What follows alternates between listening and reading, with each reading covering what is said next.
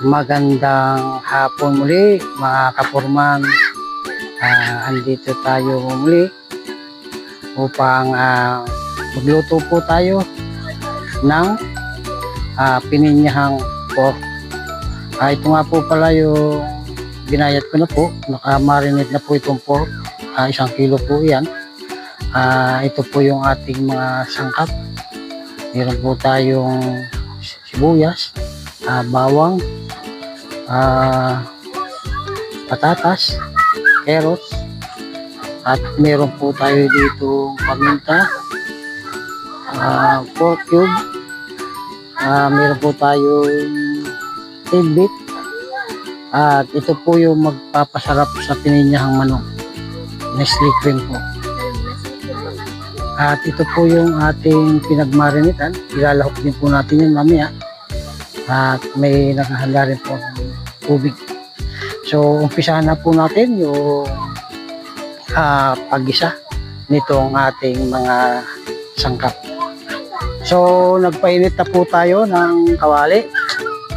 Antay lang po natin uminit.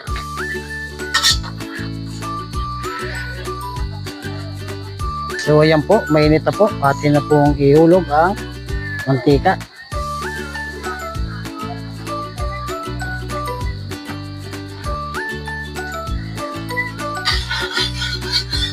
So mainit na po yung ating mantika. Isunod na po itong bawang.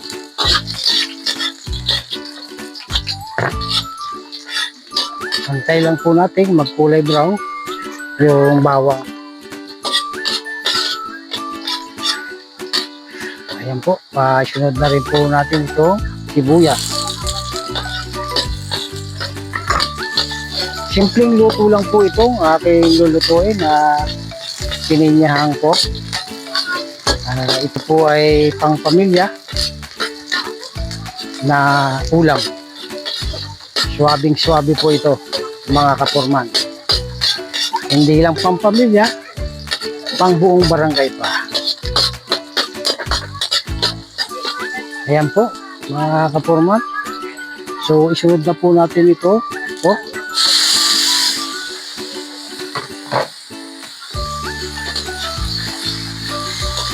Ayan po yung haluin.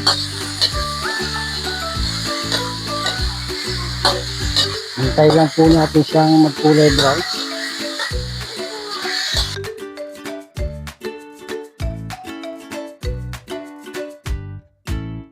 Ito po ay kusang lalabas po yung kanyang pinakang mantika. So makikita po ninyo, nagmamantika na po yung ating pork. So antay lang po siya natin magmantika. So ayan po, makikita po ninyo yung pagmamantika po niya. Ayan po. Nagkukulay brown na po yung pork. So sumuot na po yung pinakang aroma po niya dito sa pinakang laman nitong pork. So ayan po, maghulog na po tayo ng paminta.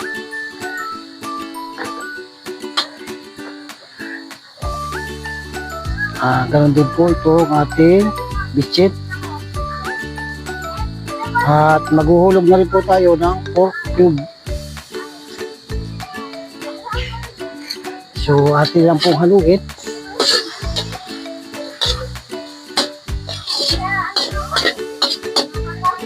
So kayo po, ihuhulog na po natin yung ating pinagmarinitan.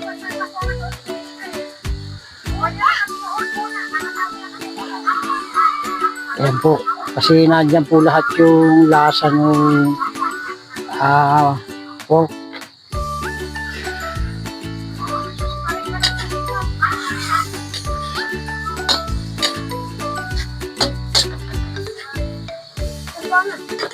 So ilagay po natin muna yung juice ng pineapple chunk. Mamaya po natin ilalagay yung pinakang pinya po. So ayan po, haluin po muna natin mga kapurman. Makikita po ninyo Napakasarap po nito. Simpleng luto lang po ito. Ayan po. Balikan na lang po natin mamaya. So mag-add po tayo ng tubig para lumambot na po itong pork.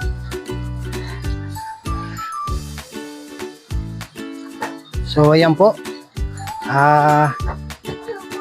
Yan lang po yung ating dinagdag pong tubig para po lumambot po yung karne. So balikan po natin mamaya pag ito po ay kumulo na at ihuhulog pa po natin yung iba pa pong ingredient. Yan lang po. So yan, kumulo na po yung ating pork. Ihulog na po natin itong patatas ka carrots.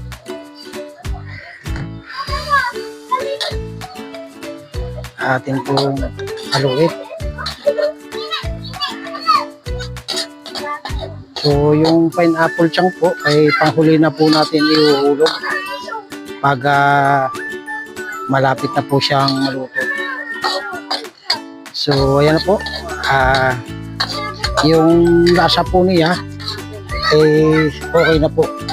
So antayin na lang po nating maluto ito pong patatas. Atin pong balikan mamaya. Aking tatakpan muna. So ayan na po. Kumulo na po yung ating niluluto at malambot na rin po yung patatas. So ihulog na po natin ito tidbit. Atin pong haluin.